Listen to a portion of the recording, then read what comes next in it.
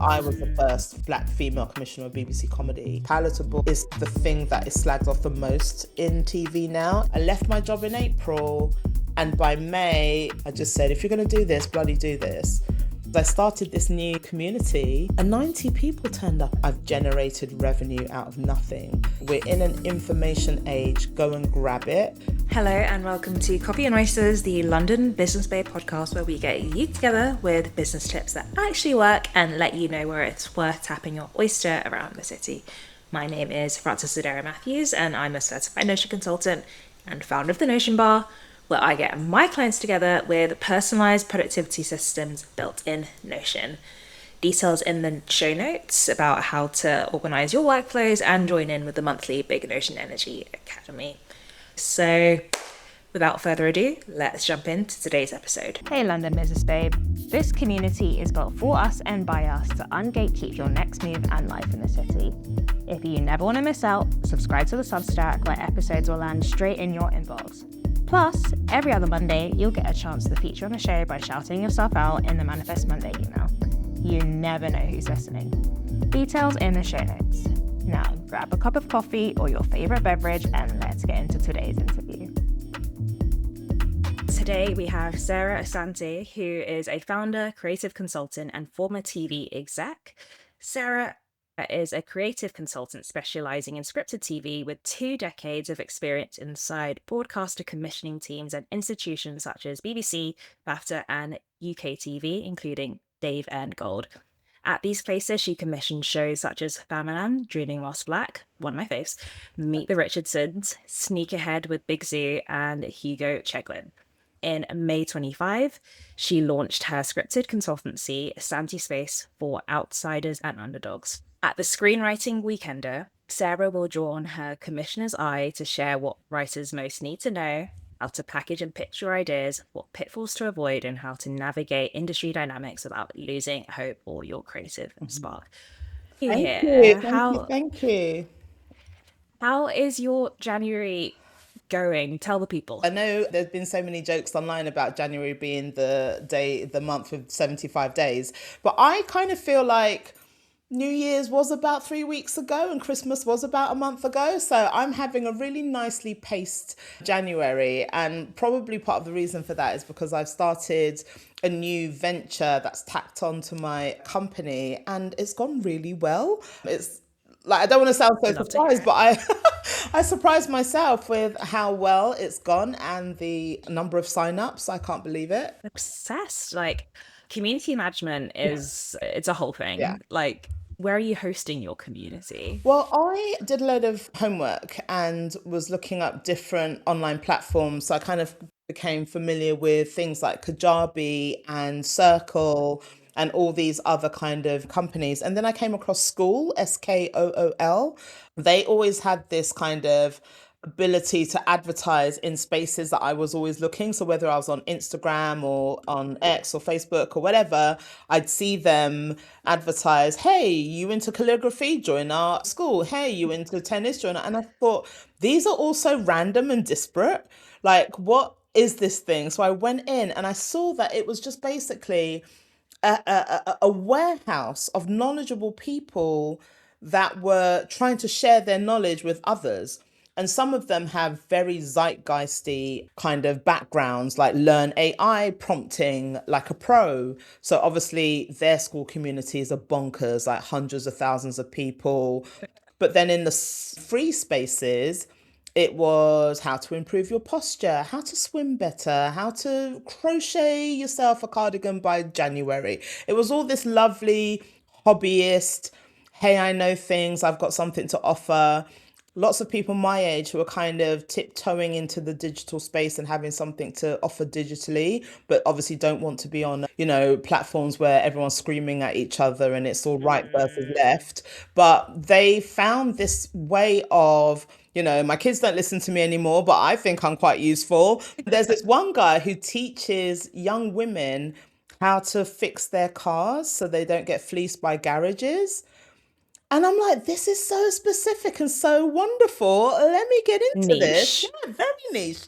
And he's got, I think, nearly 80,000 followers and makes a really, really bonkers living. I think he makes 500,000 a year. Like, it's crazy how specific you can be and how you're rewarded for that specificity. So I said to myself, I know quite a few things, but I'm going to start with my former profession, which is being a scripted commissioner across UK broadcasters. I thought, I know there's a lot of writers out there, a lot of them aren't getting development help, commissioning help. I set up a consultancy in May of last year for that. But this is a way to kind of broaden that and have a bigger tent in order to help people who are getting stuck with their writers. And sure enough, it's not newbie writers that are coming my way to begin with. It's mid-level, seasoned, I've had some traction, it's all gone quiet. I've had my first two things go on screen, it's all gone quiet. People that are in that frustrating space of, I know how to do this, I just don't know how to Yeah. break this backlog. So it's been really, really interesting to see. What inspired you to build this community? Was it like an overnight thing, or is this something that's been bubbling away for a while? Yeah, I think a couple of really pivotal moments happened for me in 2025. Leaving my job of 4 years in a senior leadership role in TV and being one of only a few Black women to be in that role was, a decision taken with a heavy heart. But something else was pulling me the whole time. And it was consultancy, and it was less about it wasn't the those who can't teach kind of pull. It was more the people aren't coming to see me because they don't have anything to pitch to the BBC or they don't have anything to pitch to UK TV. So they're not coming to see me professionally. However, whenever I go to panels or whenever I appear on podcasts or whenever I appear anywhere outside of the building under which I work, I get mobbed. Like, whenever I step off a stage, I'm the one that people run up to and say, it'd be really great to talk to you about this. I'd really love your opinion on that. And I just thought, there's no other circumstance under which these people would have to speak to me while I am in a corporation. And I've been a mentor and consultant for a long time. My company's been going since 2019. But because I was PAYE full-time staff somewhere, I've never really gone full chips in on it. And this was a rare occasion where I had a bit of bandwidth, I had a bit of time. I've just left a job, so I was in no hurry to run into a new job. My husband had been injured the year before. He was hit by a car in October 24. So he was only just starting to recover around May, April 25, just before I left my old job. So a lot had recalibrated at home, and it had made me tip into, how can I be more of service? How can I give back? How can I stay one foot in the TV game, but also be of use to people inside the TV community without going to teaching or something that's a little bit more removed? And I thought, Yeah. well, everyone leaves and becomes a consultant. Why don't you just do that for a bit and see what happens? And of course, what happened was booking after booking. Oh my God, thank God you're available to talk to. It's so, I didn't realize, and I should have realized, how rare it is for a commissioner to be available for consultation. For those listening outside the UK, that's a network executive. So I'm a former buyer. I'm somebody that over 10 years has spent thousands of pounds on scripts, millions of pounds on Yeah. programs, and I specialize in emerging voices, underrepresented voices, hence the outsiders and underdog line of my website. Positioning of myself made me a rarity and made it a very popular proposition for people to seek me out. And then I further refined that position to say, I'm the network exec you see before your network exec meeting. Let me be the commissioner you see before your big commissioner meeting. So you can ask all the wrong and right questions, say all the terrible things, misunderstand things with me, so that when you walk into that meeting, you are armed, you've got a battery in your back of confidence, you know exactly what to say, how to say it, which parts of your thing is going to be picked apart. I also teach people how to preempt negative feedback. So say, my show's about this girl, she's really good looking, but she's wayward and she's unlucky in love.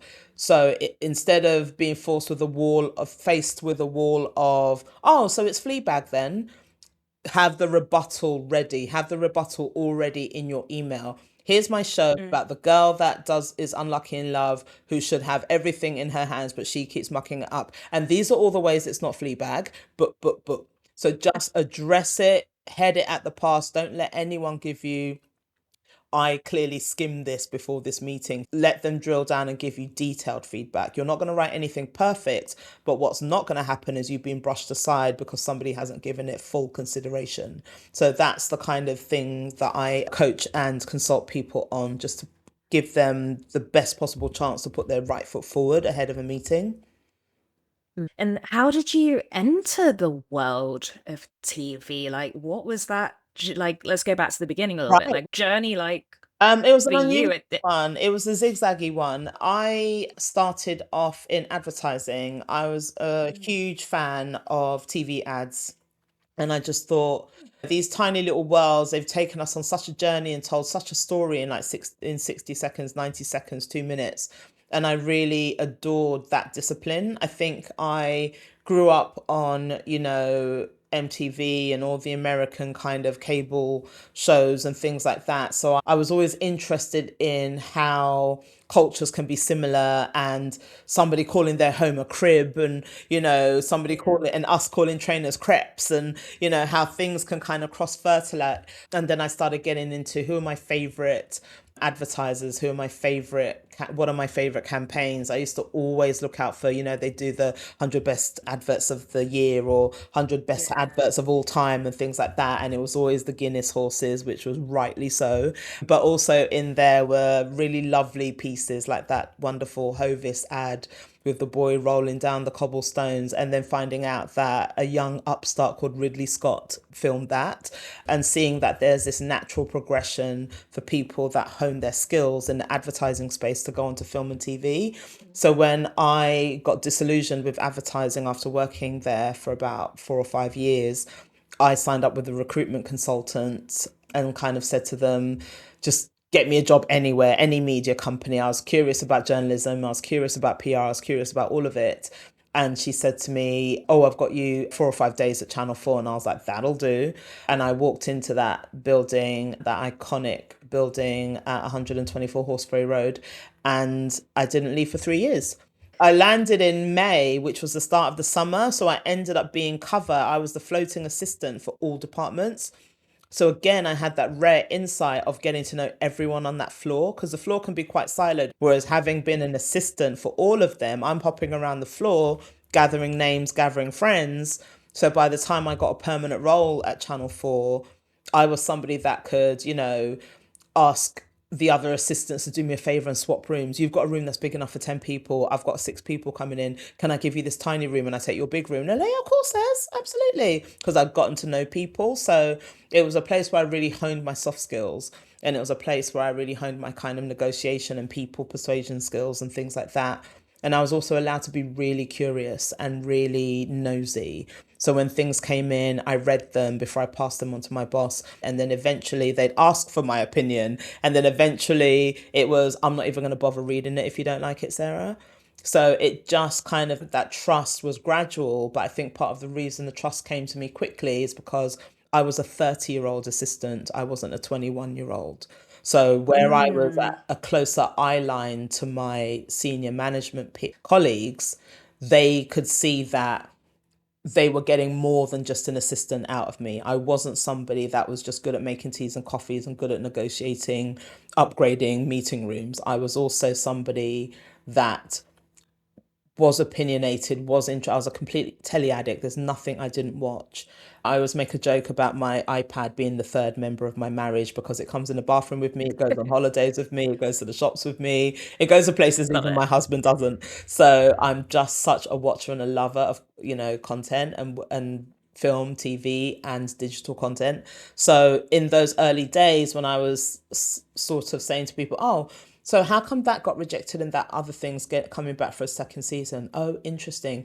And actually, I haven't got a ton on today. Can I shadow you at the edit? Is it okay if I come along to this thing in the morning? Is it okay if I come to this Love show that. recording in the evening? So I didn't realize that I was pushing the button of, please trust me, please trust me. But that's essentially what I was doing. My curiosity took me to a place of trust. And then it did become, If Sarah doesn't like it, we're not reading it. If Sarah thinks it's no good, she can do the rejection note. Love If it. someone's off sick or someone's on holiday, we don't even have to get a temp. Sarah can do it. So that's how I kind of built my steady climb and resiliency to the point of senior leadership. So I know it's unusual. I walked into Channel 4 2005, having never spent a day working in TV. And then 13 years later, after a bunch of very important steps, I was a commissioner. So that's a 13-year journey from zero to commissioner, whereas most commissioners are sort of, I've been a producer for 30 years. Yeah. I think for me, all of my training came from being within broadcasters and working directly for the heads of departments. You pick up so much because of open plan offices and nosiness. So being at Channel 4, going to ITV, back to Channel 4, BBC, UK TV, Fox International Channels, all of those places, I gathered skills and I gathered ownership of projects and I gathered trust, and I really cemented myself as somebody who could be a creative leader because of how much I was steeped in creativity and what stories work and why, and what stories don't work and why.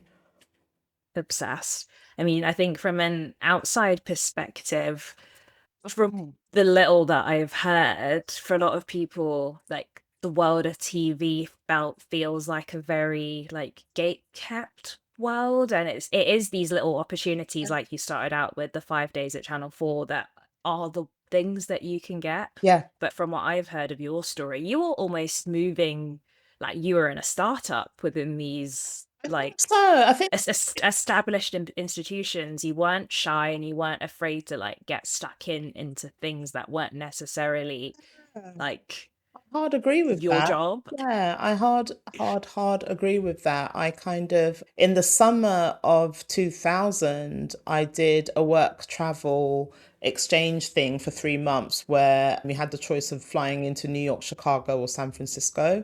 And I chose San Francisco, and our accommodation was in the empty halls because it was a summer break. It was the empty halls at the University of San Jose.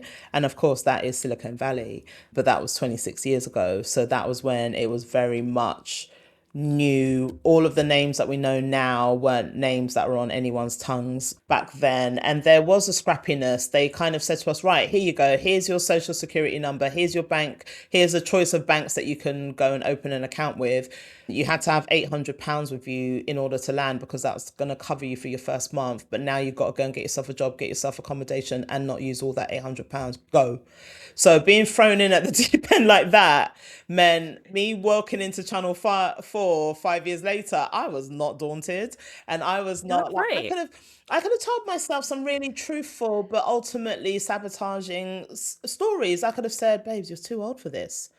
You're a big woman making teas and coffees for these 28-year-old masters of the universe. I could have really kind of downgraded what I had to learn and what I had to offer. But there's something about me that's quite humble and quite, I like to learn. So I never think of myself as a know-it-all in a space. I always look for what's new about this? What can I learn about this? I was writing copy for TV ads that went nowhere when I worked in advertising. They eventually had me reading, proofreading, the bits of blurb that come in boxes of medicine.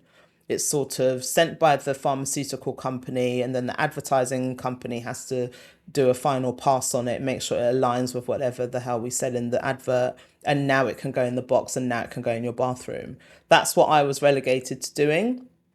My talents are being wasted because I'm quite witty and I know how to come up with a log line for things and a strap line for things, and I know how to encapsulate things. And I used to write reviews for my friends whenever there was a good TV show or a good film and I wanted them to watch it and evangelize over it. I wouldn't say, oh, you guys should watch it, it's really good. I'd be like, you guys should watch it. If you need a really good cry, there's this one character who is the absolute heartbeat of the show. She will have you on your knees if that's what you need. Or you guys need to watch this other thing. It's not just good. There's a guy in it that will make you want to dump all your boyfriends because the way he holds space for this guy. Like, I was always super descriptive. Like, my mum used to be so annoyed by how descriptive I'd be whenever I was giving her scenarios. She's like, what, you need to get home by 8. And I'm like, what's going to happen at 8? Is someone going to jump out of a car with a razor edge blade and then like take off my left ear and just leave me with half an ear so I come back and bleed on your carpet? Is that what you're worried about? And she'll be like, you could just say yes or no, sweetheart. So I've always been that girl. So I really found my people in TV. I really found people that loved my descriptions and loved my opinionated Yeah. self. And I'm very collegial. If everyone likes something that I'm not feeling, I will always say, guys, I defer to all of you. I'm not going to fight you. I'm not going to campaign for it, but have to work a lot harder to convince me that those kids are in danger. So I'd always have a note, I'd always have a useful note to give. So that's why I just kind of, once I found my people, my climb makes sense under those circumstances. It's not usual, but it makes sense Okay. under those circumstances, I think.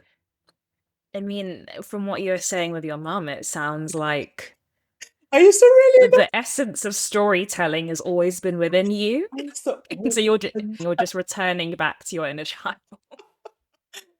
Oh my God, I was so dramatic, but not in that teenage throw myself on the sofa, I hate you, won't let me go raving way.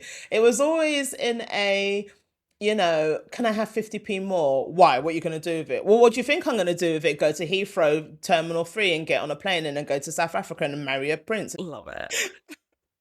Obsessed. Ridiculous.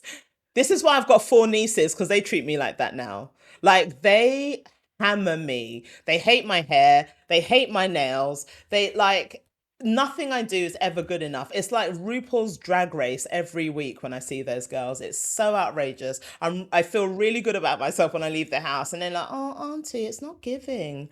And I'm like, "What's happening? What is happening?" And then I see my mum smiling from the heavens, and she's like, "You see?" It just all comes around. There's too many full circle moments in my life. Obsessed. It's Yeah. always. And so before we dig more into like how you're evolving in this new space of being self-employed, I mean, I feel like it would be a crime not to ask you, like, as someone who backs underdog stories, like, what are some of the stories you wish were being told right now that It's maybe hard, isn't it? aren't? Yeah. Yeah. It's hard because as a fiction commissioner, you Mm. can't be prescriptive. The dream, whenever I walk into rooms or whenever I look at who's coming to pitch to me this week and whose stories are they trying to push, I always think we've got everyone here, but I just feel like someone's missing, And look, I was born in Ghana. English is not my first language. I was raised in West London. It was very much the haves and have-nots rubbing up against each other. I had a Saturday job in Tesco, Portobello Road, and for everyone that came to pay for their groceries with pennies and 2p's, where that they've obviously smashed their child's piggyback to make the weekly shop work, there's somebody that slips over a Coots card or a Black Amex and they're wearing an eBell watch and it's all very, very proper, but they've got no logo shirt and jeans on, but they have got the telltale Tods on. So I've seen every type of life rubbing up against each other growing up in West London, and I'm very aware of where I sit in that. My mum was heavily Ghanaian accented. I am not. She stopped school at 16. I've got a degree. I've got a bachelor's degree. So I fully understand the worlds that I'm able to occupy. And I think because of that, I'm always aware of the worlds that are missing from TV, from my TV slates or my team's TV slates. So it's not a coincidence that once you make somebody like me with my background, single parent, eldest of 4 kids, African daughter syndrome, when you make someone like that a senior leader and a decision maker, she's going to look around and say, who's missing? And Yeah. when I commissioned the first all Chinese, all female sitcom pilot, that was a network first. I've commissioned the first all disabled, written by and starring all disabled sitcom pilot, another network first. You get these first because I was a first. I was the first Black female commissioner of BBC comedy. that place is nearly 100 years old, and I became the first in 2018. So my perspective will always be skewed towards who's missing. It's not, Yeah. I'm from the global majority of marginalized, I want to tell all of our stories. So when you look at my Mhm. slate of shows, every nationality, sexuality, regionality is accounted for the most part. Rarely are my shows based in London or the Southeast. They scatter all around the UK because TV talks a good game about wanting to be welcoming of nations and regions storytelling, but I don't talk about it, I just do it. So that's always been a concern of mine. So, yes, there's a part of me that's like, bring me the disabled female Asian Scottish woman who's also a lesbian show. That would be amazing, but you can never be that grossly tick boxy and that Mhm. grossly, putting a poster up saying this is the kind of, story that I want. Your job is to go sifting through all the pictures that come along. Your job is to go and sit in dark rooms at comedy shows, sit in dark rooms in theatres, identify who the actors are that are exciting and could translate to the screen, what kind of writing is exciting and could translate to the screen, who's written a book that could be a great adaptation opportunity, who's done a short that could potentially be a feature film or can be serialized into a TV show. Things like Young Offenders that started off as a film and then became a TV show where they did open auditions so the entire community in Ireland got involved and really, really championed that show. And it's just such a gorgeous piece of TV storytelling now. It's one of my favourites, commissioned by Alex Moody, my former colleague, who now runs comedy at Sky. So I very much have the perspective of, just like because my mum was heavily accented, I can tune into an accent. Everyone that complains about, oh God, when you call these call centers and it's in India and you go da da da, and oh, I couldn't understand him on the bus the other day and I couldn't understand her in the shop the other day. I never have that problem because I've always lived around the accented of London and therefore Mhm. tuned in. And that tuning in is also applied to what I'm looking for when scripts come in and when pitches come in. Yeah, that is truly your superpower. It's like not only have you got this multicultural background, but you also kind of know how to play the game It is a game. in It is the a game. in Yeah. and what is your top tip for people who are trying to get their underserved story across the line in a world where no one looks or not many people look like the story that they're trying to put across? I think things are far better now. Remember, I've been in telly for 20 years and I've been commissioning for 10. So I think things are far different now. I think you can absolutely tell that personalized, rarefied, this is about me, it's empirical, it's niche down, it's not going to be understandable and palatable to everyone, but this is 1,000% me story. I think we've really embraced authenticity in storytelling. It's a word that's been bandied around a lot, but I think where there's a lot of AI swirling around, the realer people can present themselves, the realer their story, the more empirical, the less, hey, AI, write me a story about an Asian girl struggling to find love in London. Of course it can. But will it be able to tell that story about the wayward first date you went on where the guy tried to spoon feed you dessert? He literally leant across the table to feed you, and all you could think is, I hope his jacket burns on that candle under his arm. Like, this is Yeah. the drilled down personalization that AI wouldn't think to spit out. And that's why I Yeah. think if you're ever tempted to dilute, if you're ever tempted to have an air of, how can I make this more palatable? How can I make this so that they get it, whoever the they is?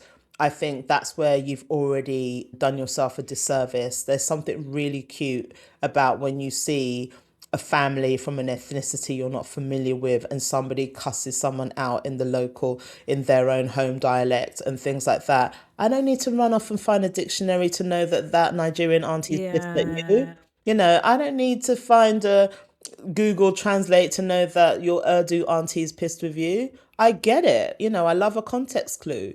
So not everything has to be over explained. And I think newer writers always think they have to dilute themselves to be palatable, but I would Mhm. actually be as authentically you as possible, because palatable is kind of the thing that is slagged off the most in TV now. Anything that's a little bit homogenized, everyone's fed up of the remakes. You know, you've made all the Marvel films, now you're going to do TV shows on these Marvel films. Enough. Everyone's fed up with the regurg. So there's always, Yeah. meanwhile, the best, most prestigious, most boutique streamers, what's the word that they use over and over again? Originals. Amazon original, Sky original, Apple original. So listen to what they say and not what they do. Yes, they might have given you season 26 of Mandalorian, but they did say original. So there's still room in their heart somewhere for original. And who better than you to step into that space? I hear it, and from a consumer side, I Yeah. like completely agree. I think I'll only talk about it quickly so we can move on. But I think the standout TV show, at least for me, that I devoured last year on streaming was Lady Parts on Channel There 4, you go. which it was that show needs more awards, Yeah. more flowers, more recognition. Like that was such an incredible short show. It's like, why not have a Muslim girl punk band? That was Nida through and through. Nida was the I'm not going to be good little Asian girl, mum. I am going to wear these ripped jeans. I am going to pick up this camera. I am going to figure out filmmaking. And it's like, you're 30 now, the filmmaking thing hasn't happened. When are you going to find a husband? Oh, no, I'm going to keep chipping away, actually. And she knows that girl all day long. You know, I would argue that all those characters and lady parts are facets of her, just like Jerry, George, and Elaine were facets of Larry David when he created the Seinfeld show. I think all Mm. those girls and lady parts are facets of Nida Manzoor, because, you know, there's the I'm wearing a hijab and it's my choice, and don't you ever call me oppressed or I'll kick you in the balls. And I'm gonna wear this dark makeup and don't fucking ask me a goddamn thing. And I'm gonna be the good girl and I'm gonna wear this quinset and hopefully your mama G will like me. And you know, that's all sides of her. When you meet her, she's an Mm. absolute sweetheart. When you talk to her, she's got these really punchy kind of one-liners. And then when you see her art, because I also watched her film, The Polite Society, which had that similar two sisters, very diametrically opposed. One was the good girl, one was the rebel, one was trying to get married and appease all the higher ups, one was trying to carve her own path and stay as true to herself as possible. Real echoes of lady parts, but that's just Nida through and through, you know, not stopping Yeah. to explain anyone. There was a little bit of, you know, slang in there and dialect in there. Don't have to subtitle that. You can get the context clue. So I just adore her level of staying authentic and cutting through. But Channel 4 is a great home for that.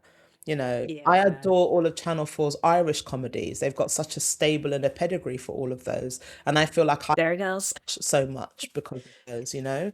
So yeah, so great. Yeah. That was a great example. Lady Oh, Parts is a great example of the kind of shows I would love to commission, and I certainly emulate when I'm looking for scripts that come my way. man. Now let's dig more into you evolving within being self-employed. How has it been for you? Like, how has the shift been It for you? it's been seismic. I have always been a PAYE employee. I started working at the age of 15, where I lied about my age because you had to be 16 to work, and got myself a job as a Saturday girl at a hair salon around the corner from Selfridges. And I was paid £7 a day. It was the most money I'd ever seen in a day. And then I turned 16 and some idiot left a card for me on reception. And that's when they realized I'd been 15 this whole time. Thankfully, they didn't sack me. That needs They to be didn't. a TV show in itself. Ridiculous. Thankfully, they didn't sack me. They kept me on. And later, I kind of hopped around. But I have always been an employee, basically. rare. I've never been a freelancer. I've been on short-term contracts. I've been on a 3-month contract that turned into 9 months. I was a temp when I walked into the Channel 4 and became permanent. So I've always been PAYE. So this time around, I turned 50 in March. I left my job in April. And by May, I just said, there have been so many huge changes in my life lately. Lost my mum in 2023. Husband gets hit by a car 2024. We also bought a house in 2024. And I just thought, there's too many big things that are going on that feel out of my control. And I think I've done a decent job getting my health under control. I now want to get my career. My career has to be under my control. So the fact that I had a limited company that I hadn't really been doing a lot with, a few speaking gigs here and there, I'd put the money through there. I really souped that up. And as a daily user of Instagram, that is my app of choice, getting into threads more and more, will always pop into Twitter on one of my burner accounts to have some political fight with someone because I can't help myself, and it will always be Twitter. And there aren't that many other, haven't been on Facebook for 100 years. I think from time to time my Insta Yeah. posts go to Facebook. So then friends will be like, oh, that was a nice post the other day. And I'm like, I don't know you on Insta. How have you seen it? And it's because of that linky thing. So That's better. I looked at that and I just thought, there's got to be people my age that are really smashing it with social media and because I know that we're in the attention economy, we're in the creative Yeah. economy, and we're in the information economy. And I need attention. I need to create to get that attention. And I have really good information to pass on. So I'm not going to waste your time if you come and have a look over here. So I thought, how do I figure that out? And then I just dug back to all my old skills, all my old advertising skills, got myself a Canva account, paid for the annual account because I was all chips in. Wasn't going to dabble with the free and see how it goes. I just said, if you're going to do this, bloody do this. Yeah. Got the annual account for Canva, figured out what kind of thing I wanted to say about myself, what the colorway would be, looked at a bunch of tutorials and figured out, am I a WordPress girly or am I a hosted girly? And I found a website builder that does your website for free.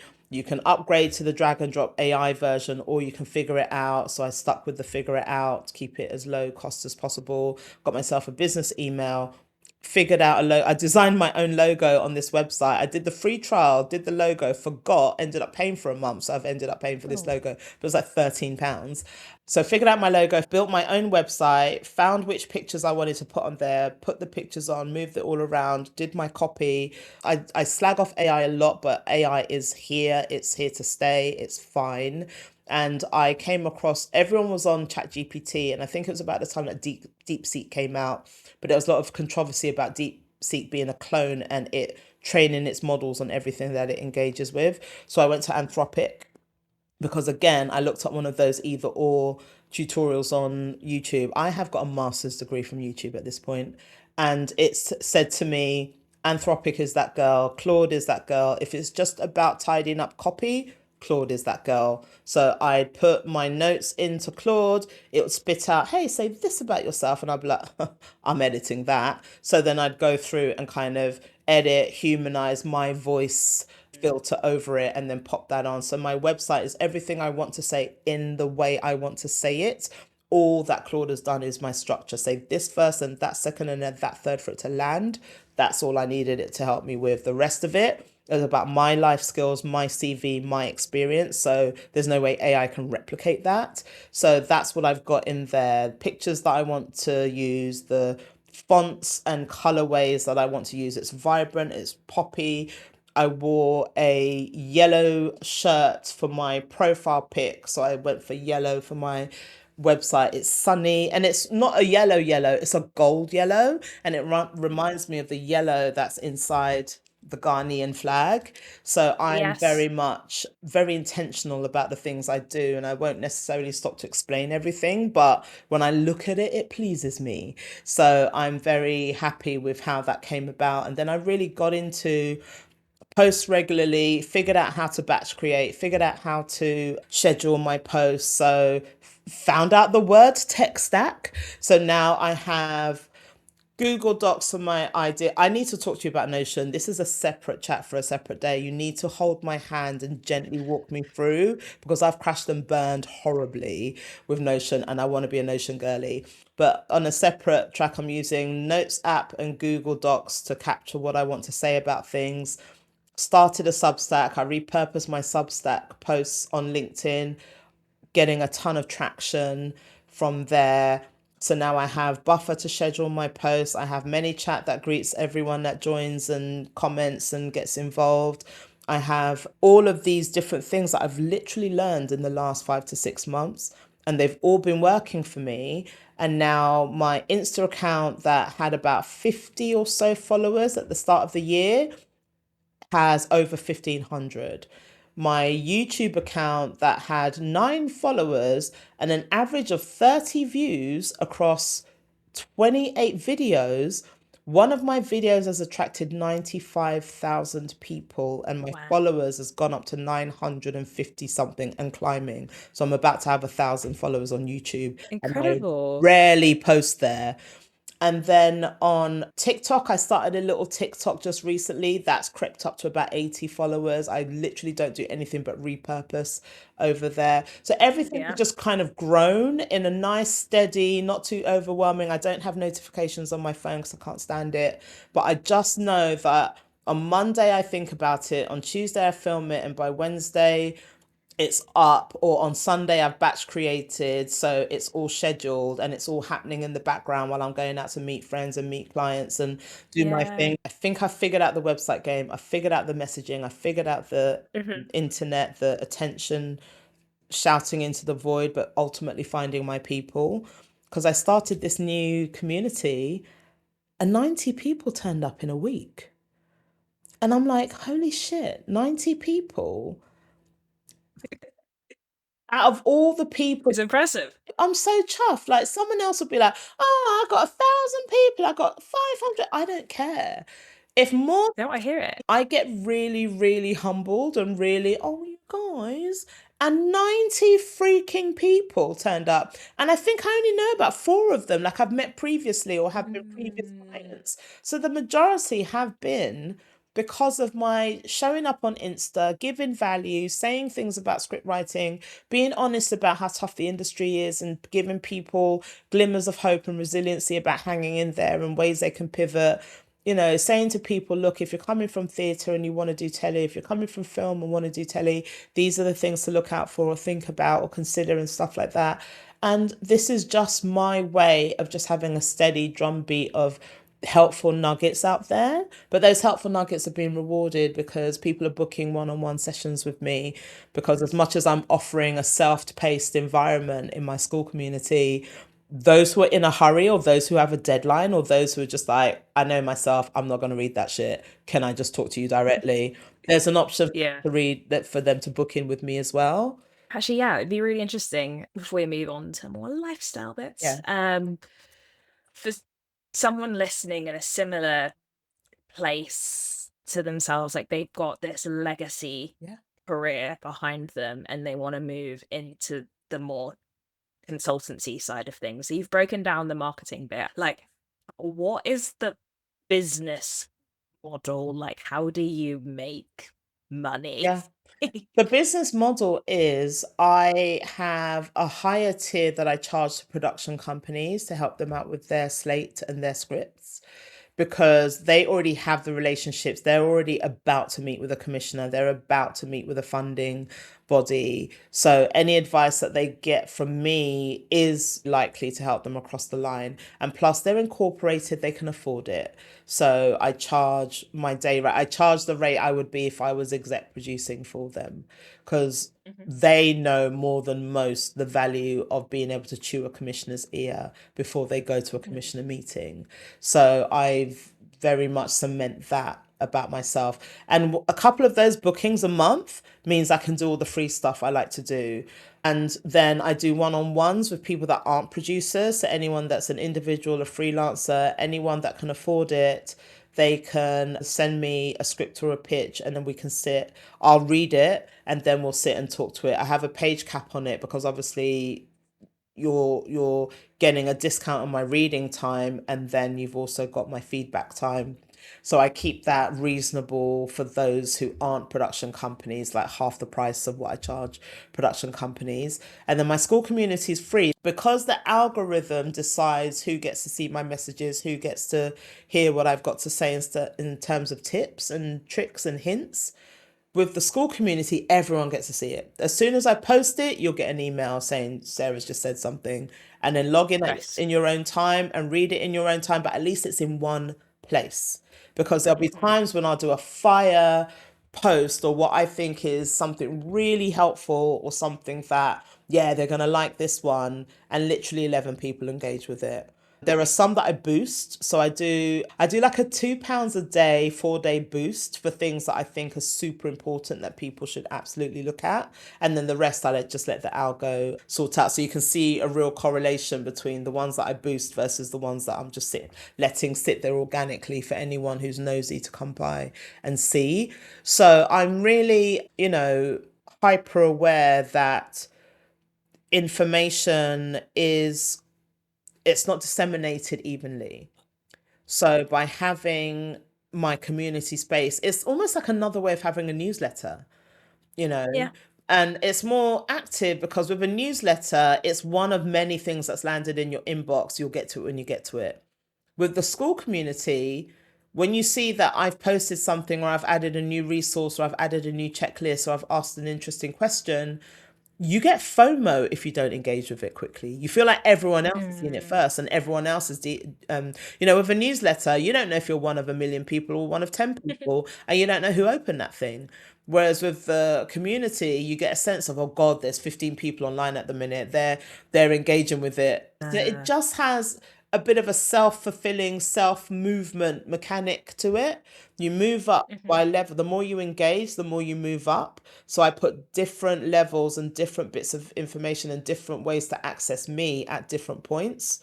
So you're getting involved, commenting, liking, starting conversations, talking to your peers, all that kind of stuff moves you up so that you get more access and more info and more everything. So it's gamified in a really nice way. It's not pressured. If you don't move up, there's no big deal. And if you do move up, you're not that much further ahead than everyone else because you came in at different levels. So it kind of doesn't matter. It's just a way of getting you to engage. Don't sit and lurk. The rest of the internet is for that. Here is a room full of people who are just like you, in the same boat, seeking similar things. So talk to each other. That's that's the vibe of my community.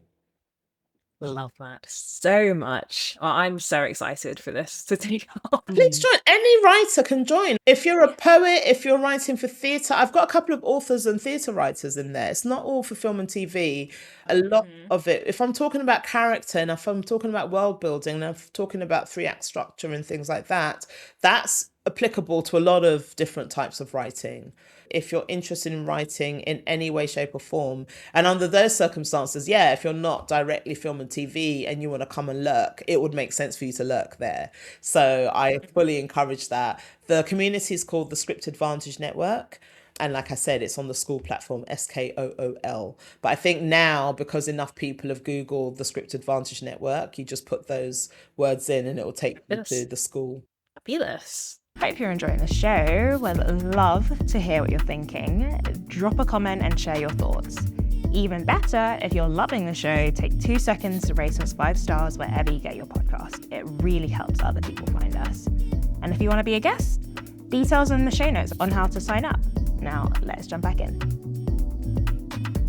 Now we're gonna do kind of rapid fire questions a little bit and dive more into your lifestyle. So I always like to start this question with music. Do you have the ultimate hype song that just gets you in the best mood today? I'm a mood-driven individual. I'll have an outfit in mind and abandon it when I wake up. I never meal prep because I will hate it, be bored of it, and not touch it. I can't trust myself to plan ahead with certain things.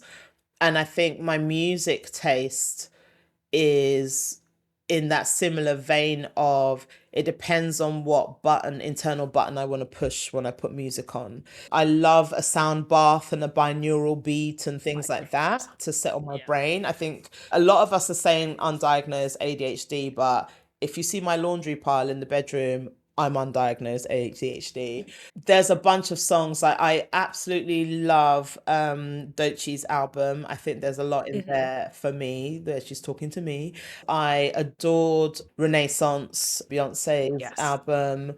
And then turning 15 in 1990 means that I'm absolutely 90s music girly. So you can put on anything from those hip hop and R&B streets of the 90s and I will stop, drop and roll for that. So I'm very mood orientated. There's no one song that will get me anywhere. There's a bunch of songs and I've got various little playlists. I've got my walking to work playlist and then I've got my gym mix, which has I like belters.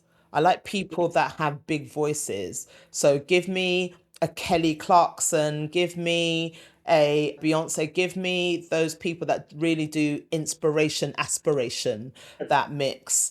And then I love a soft and floaty as I'm working and as I'm batch creating and things like that. I love, the frequency beats that you get on on YouTube and on Spotify. But I adore music. I listen to music every day. More recently, I've started going to concerts a lot more. I used to really sleep on concerts, but I have a couple of friends who went to see Prince and then bumped into someone who told them about a secret gig after the gig and they went to that. Classic. 2 Prince gigs before he died. So I've forever been kicking myself Illegal. since then, and I don't say no to things since then. So I was front and center at Usher. I was front and center at Beyonce. And I was front and center at Beanie Man. I'm missing nothing going forward. How would you describe your personal style uniform? Are there any brands that you kind of tend lean towards? I'm a H&M girly. I love a good Yeah. H&M haul.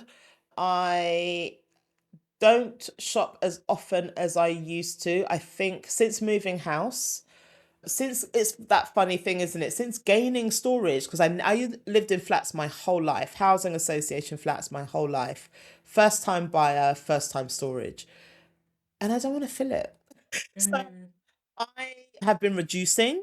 My husband would beg to differ, but I have been reducing. I love a high street. My accessories are high end. I think there's nothing wrong with I've got a bonkers trainers collection. I'll admit that. It is out of hand. There is no space for it all. And a really nice set of handbags. I've got the usual suspect handbags, but my trainer collection are my pride and joy. And I've got designer. It over indexes with Nike. It's designer. There's a few choice Adidas. There's some limited edition Adidas in there. So I've got sort of my ghosts of hip hop past, my misspent childhood of always getting the latest trainers ahead of everyone else. Turns out you don't really grow out of it. So I've got quite the trainer collection. For somebody who tries to dress nice, I always let it down by what's on the feet. So yeah, so I'd say my style is high street. That's probably why a lot of people don't think I'm my age, because I dress like 21-year-olds and Like you're 50. trainers. It's like incredible. And beauty, are there any like hero beauty products that you couldn't live without? Afraid not. This is mainly soap and water. I always have to Love do it. this with people because they're just like, oh, your foundation matches so, and I'm like, there is no foundation. I know it's annoying. To be born in 1975 and a crow's foot hasn't found me, it's annoying. I get it, girls, and I don't drink enough water, and I know that's annoying, but I am Dove soap and water in the bath. I'm shower gel for the body, soap and Dove for the face.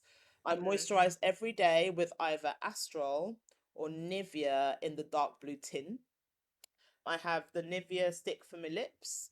I've got a mix of H&M lipsticks, former Topshop, RIP Topshop makeup, man. I'll go to the cash and carry up the road and get a sleek foundation. If I have like a weird thing on my chin, I'll do a little dabby dab with a concealer. I don't break out. Like I said, I definitely don't drink enough water. I'm type 2 diabetic. You'd think it would all be going a lot worse, but it really isn't. And I think I swear by a Rimmel mascara, but I haven't bought one in ages. But I do like the false lash effect mascara because I can't do false lashes. I fidget too much and I'll pull it off in a conversation without realizing. So I don't do any of that stuff. Ditto with the nails. I've never done fake tips. This is all me. I take biotin and vitamin E so they grow quickly, which is why they always look like a little some assistance, but it's all me and it's just gel.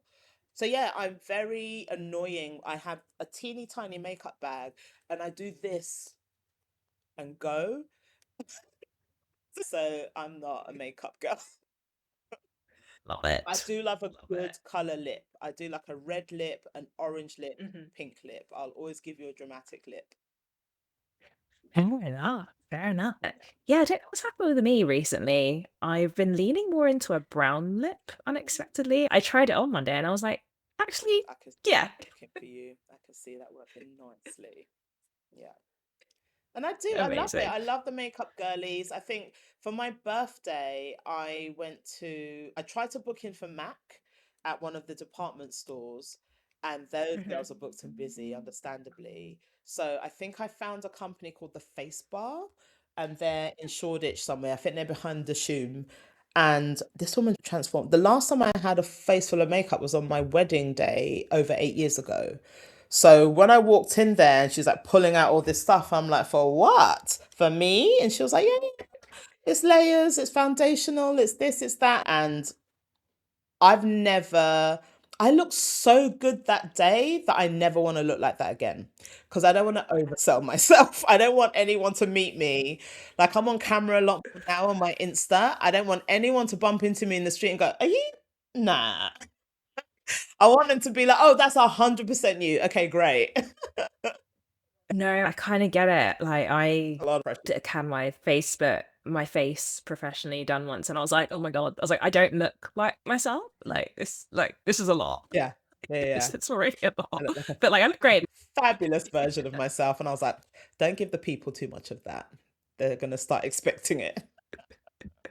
Yeah. All these. My makeup takes me 5 minutes. 5 minutes, ladies. 5 minutes. Less. Right? Yeah. And also, so we're some slight bias here. Both Ghanaian Yes. women, and we tend to do all right with Yeah, the that is skin true. side That things. is, there is something in the waters over there. Like it's shea butter. It's definitely just shea butter. It naturally grows in the ground. That's what it is. Yeah. Just generations of shea butter Yeah. skin is transferred. That's it. And fresh mangoes. So hey again, did you know there are roughly 100,000 London business babes out there? And we're on a mission to reach as many as possible. Enjoying what you hear? To support the hours of work that goes into making this special, you can either A, consider supporting directly as a paid monthly Substack subscriber to also unlock future exclusive content for less than a coffee and a croissant. B, any brands listening, we'd love to explore ways for you to be part of the journey. C, at the very least, on your next co-working date, tell a fellow London business babe about us. Details in the show notes. Now let's jump back in. Thank you so much for sharing a little lifestyle stack with us. And for people who want to hear your tech stack, just rewind to the beginning of the episode because you dropped all the tea. Now we're going to talk about London, the city that you call home and have called home. Whereabouts in London are you based? Oh yeah. I have recently transferred to SW in London. Like I said earlier, I was born in Ghana. I came to the UK aged about 3.5, lived in Kilburn for a few minutes and then mainly Ladbroke Grove. So I am a raised West Londoner, 40 plus years in West London. And we've only been in this place less than 2 years. So I'm only recently in SW. I'm really enjoying it. I think the Borough of Croydon has a lot. It kind of lives up to a lot of the reason why people slag it off. But once you're here, and you drive around and you go past the sort of the bits that are always maligned, you realize how bloody green it is and how massive the houses are. And those who don't use curtains or don't care if you can see through to the back, everyone's got Jurassic Park sized gardens over here. So it's like, take the piss all you want, North London and West London and East London, but you people don't have the square footage that they're enjoying over here. So every weekend, my husband and I hit a park. We hit a different park. There's a little river called the River Wandle, and I think it goes through about 10 or 15 different parks. So we try and hit a park that has a bit of the Wandle water going through it. Some of them are like some rolling hills of the Yorkshire Dales. Like you're going down a residential road, you're going up a bit, and you don't feel like it's that much of an incline. And you look out the window, you can see all the way to Canary Wharf. And you're like, what is this? We've only been driving 15 minutes.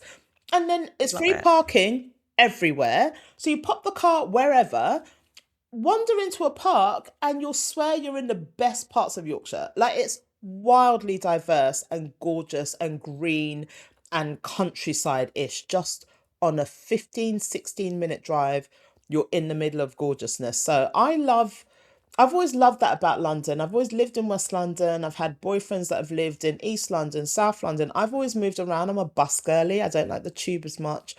I catch the tube now because there's no tube station here, so I drive and park at a station and then figure it out from there. So once you know your train times, you're laughing. Yeah. Me, I thought I'd suffer for not having a tube because where I lived in Ladbroke Grove, it was right on the Carnival route. So it's Yeah. bus, every type of tube, fire station over there, hospital over there. Like I was connected in Ladbroke Grove. And to be here in the burbs, I've got a massive window in front of me and it's nothing but my neighbours' houses and cars. I've got my own driveway. And I'm just like, it's only zone free. Bare trees, Yeah. huge gardens. I'm only in zone three. So I think that we found the right place for our stage in life. And but I love moving around London. I have membership to a private members club. My gym is still in Shepherd's Bush. So I have a reason and an excuse to leave the house more than most because lockdown pissed me off, man. I wasn't one of those people that was chomping at the bit to leave their house. I had a really nice setup for myself in the flat.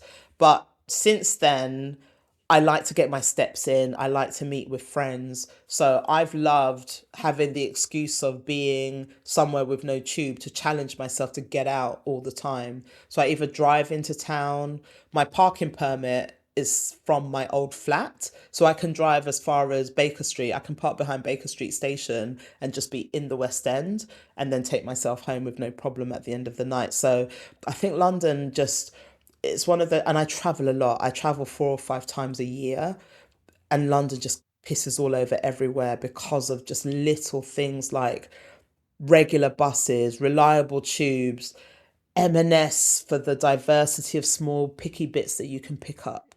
You know, the sandwiches you get, the salads you get, it's not BS. There's just such a quality of life here that I never take for granted as much as I travel. I also don't put down another place because they don't have it, but it just reinforces how good we have. You miss it. Yeah, exactly. Yeah. I'm still going to try and get a house in Portugal or something, but I love London. I do love it. Amazing. And you mentioned like member spaces and stuff. Are there any member spaces or collectives that you want to shout out for people that you've really I want to valued? shout out the one that I'm a member of because it pisses a lot of people off and it sort of pisses me off sometimes. They change their laptop usage rules all the time. They change their phone usage. Noted. They need to Yeah. sort their lives out. And there are other smaller places that are starting to creep up on them. So I'm going to look into that more and report back. But I think everyone try and find somewhere that is suitable to your pocket, suitable to your travel preferences, and that will just get you out the house. I think utilities are going up. Go and use someone else's gas and electricity.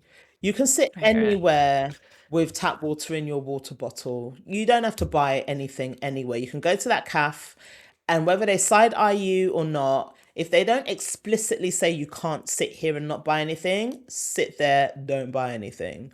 Find places that are warm and conducive to making you feel like you're a part of something. If you're around other people that are writing, you feel like a writer. The British Library, it's in the centre of town. It's $3.99. You walk in there, it's strong Wi-Fi. It's always oversubscribed on that first floor. Move around the building and you'll find a quiet corner with a desk, that strong Wi-Fi, and you can get cracking. You can leave your stuff there, go to the shops, or take your stuff with you, pop to the shops. King's Cross has got all the things. It's got Wasabi, it's got Pret, it's got Boots, it's got Cafe Nero. You can buy anything from nearby shops and stuff. You can walk over the other side to Cold Drop Yards, which is really pretty. It's over the canal. In the summer, you can sit by the side of the canal. You can bring your own picnic, pack lunch, go and sit by the canal, eat your packed lunch, and then go back to the library. People always sleep on the British Library, and I love going in there and just sitting around the students, headphones on, doing my work, going to the cafe, getting people to meet me over there. If it's somebody a little bit more out of London procedures, I cross the road and go over to the Standard Hotel because they've got a restaurant downstairs, but then I'm right back on into the library, living my best life. Yeah. That around town, free library spaces that people should check out. And speaking of food, do you have any restaurants that you want to shout out? Restaurants. I'm a real lover for any Asian food.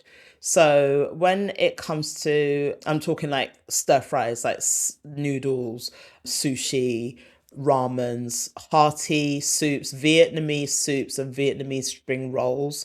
That's what I'm all about. And I'm quite adventurous. I have my faves, but when they're kind of chains, I'm a little bit kind of, who else you got? What else is there? So I try and find the cuisine in lots of different places rather than going back to the same place. So sushi, I move around.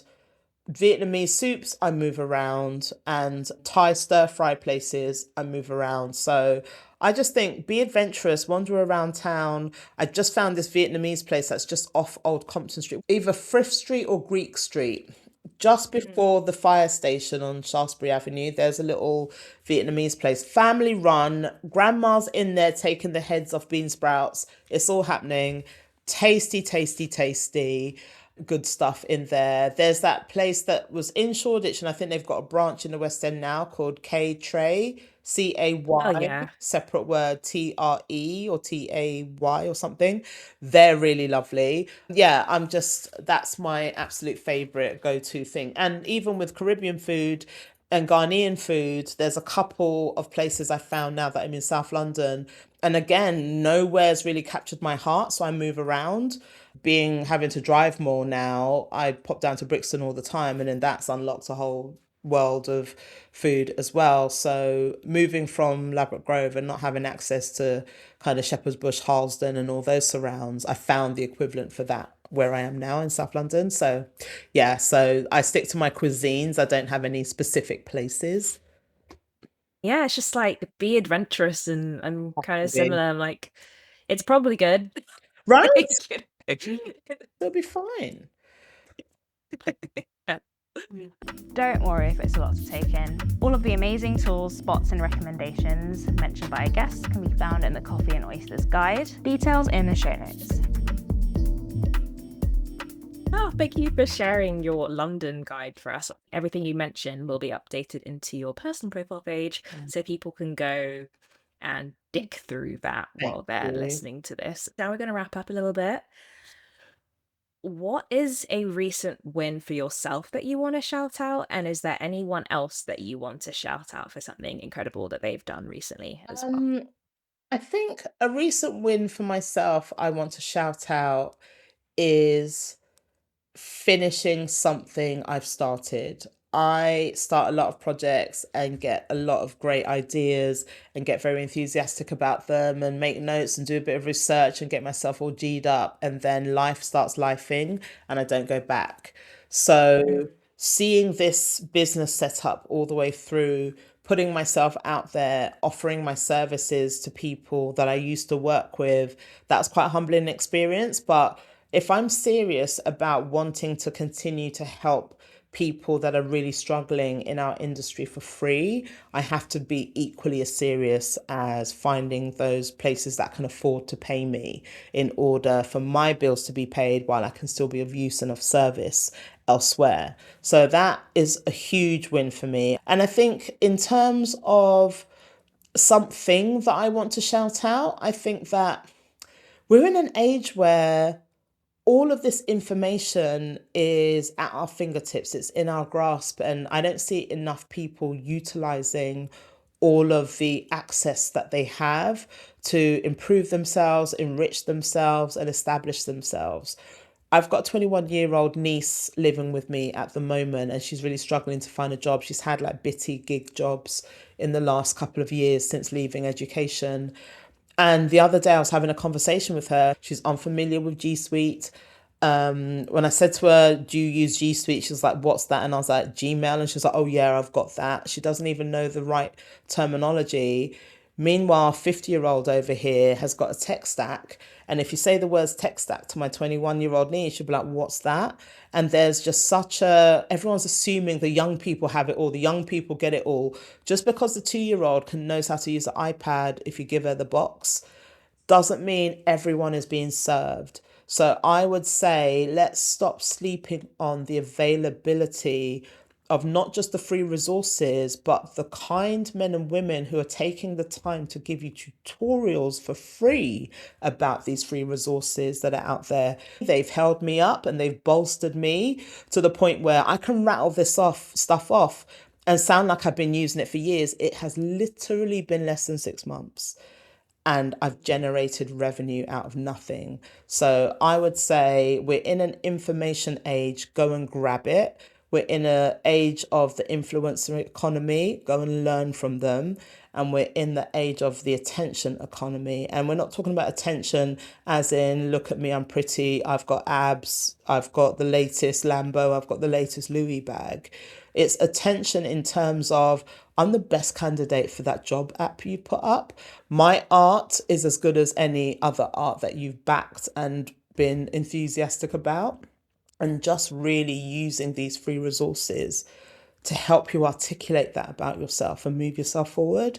There's going to be a lot of technological changes. And I feel like this is really the point in which people are going to get separated from the knowns and the don't knows. And I don't want anyone to be left behind in that because they're daunted and they're like, oh God, I don't even know what these phrases are. I can't possibly, touch it or look at it. I think we all need to embrace everything that's available. So that's my 2 cents. Yeah, I always like to say everything is figure outable if you have Yes.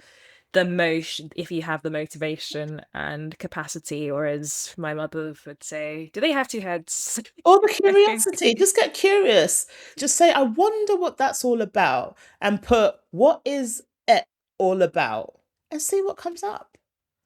Yeah, nothing ventured, nothing gained. Precisely. And of course, we are going to put the information for your course and your community Oh, yeah. in. But is there anything that you need help with? Like, you never know who's listening.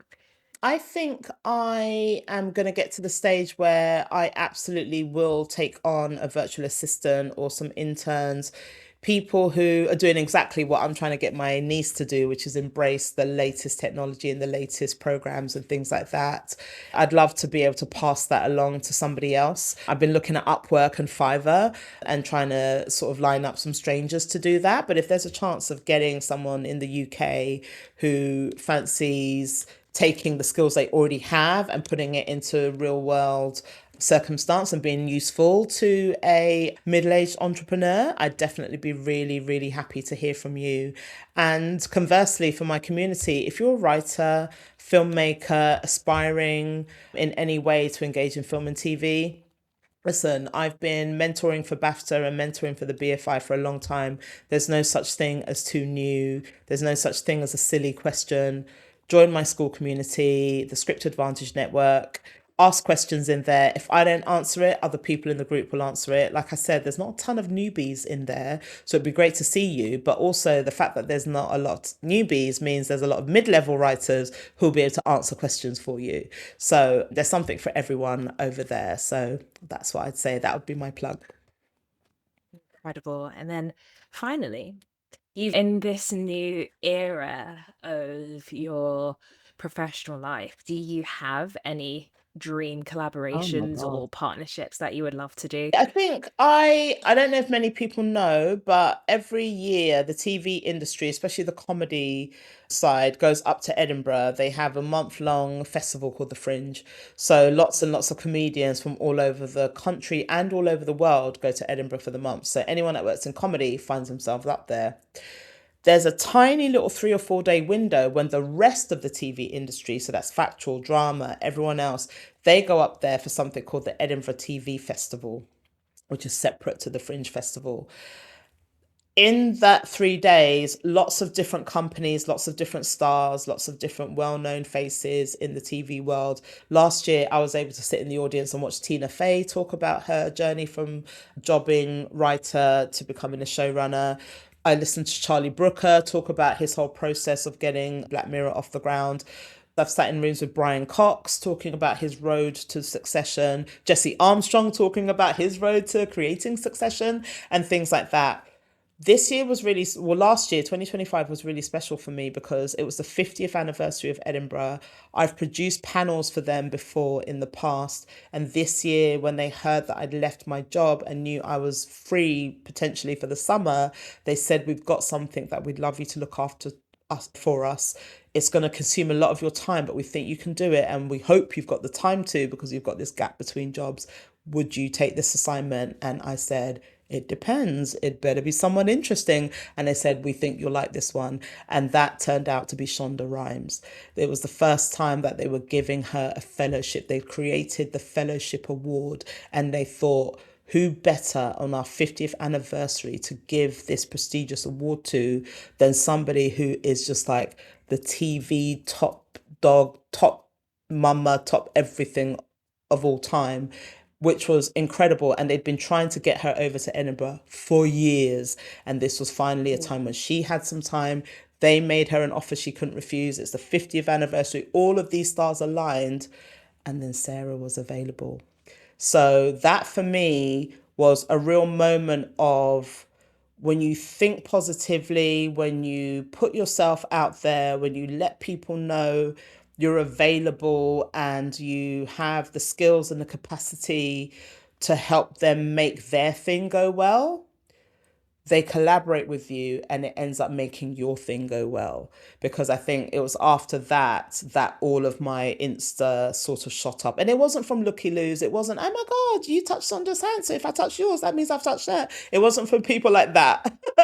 It was from people that were like, "Oh, there's a serious Black woman in telly who's done this and who's done that, as well as the Shonda thing. Oh, let me check her out close." You're like, yeah. And it did make me think, there's the usual suspects, right? It's Donald Glover, it's Issa Rae, it's Oprah, it's da da da da da, it's everyone but Tyler.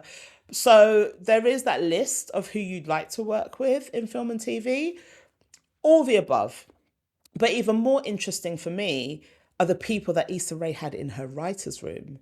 You know, there's a woman called Amy Aniobi. There's another fantastic African, funny, Yvonne Orji. It's the people they've collaborated with that have really caught my eye that I'd love to work with. It's less the Kenya Barris and more the Marseille Martin, So for me, those collaborations can come from everywhere. I'm really open. I'm always never prescriptive. But in order to put my money where my mouth is with that, there are a couple of Black film and TV festivals that are happening this year in the US. I used to go to Art Basel in Miami a few years in a row. And that was one of those places where you go to see the art, but you'll also bump into Pharrell in the doorway. You Yeah. go to a party and the music's popping and you're kind of swaying back and forth with your gin and tonic, and oh, it's Solange that's freaking DJing and she's right next to you. So that's how Miami rolls. So I know that at these film and TV festivals, I'm going to end up in a seat next to Issa, aren't I? I'm just going to bump into her in the toilets, aren't I? Because that's what my life Manifesting. is. So that's what I'm going to do for myself. I'm going to find the one thing. It's either the one in May or the one in Martha's Vineyard, because I might bump into an Obama. I'm going to pick one of them and I'm going to get my ass over there and just walk around as I often do and see what happens. I am manifesting Let's all of those manifest. things for you. Let's manifest. Yes. So, thank you so much You're for welcome. today. This has been such a fantastic episode, and you're just so inspirational, and I hope anyone listening is feeling as inspired to just go out and like grab the world by its horns like I'm feeling right now. Yeah. Yeah, you're going to continue to do incredible things. I can't wait to Thank you. follow your journey. And where can people find you? They can find me. I have, because I've kept my surname after marriage, I've been milking it. And because I'm my dad's only child, we've got to spread it far and wide. So my company is called the Asante Space. On Insta, I'm Asante Space. On YouTube, I'm Asante Space. I think if you put my name in Google, everything I do is on there. I've been training the SEO and Googling myself a lot. So it brings up my website, it brings up my Skool community, it brings up most of the things that I've been up to. But yeah, Asante Space on Insta and Asante Space on YouTube. Fabulous. Thanks for listening. Get in touch at coffeeandoysters@gmail.com. Stay connected at Coffee and Oysters Pod on TikTok and Instagram. And never miss out by subscribing to Substack. Details in the show notes. And most importantly, keep those 5-star ratings coming, and see you next time.